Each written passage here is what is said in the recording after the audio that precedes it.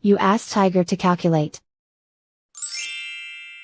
This deals with the order of operations.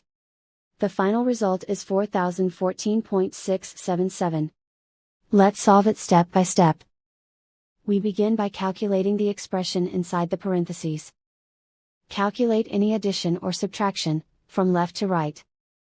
1 plus 0.06 equals 1.06.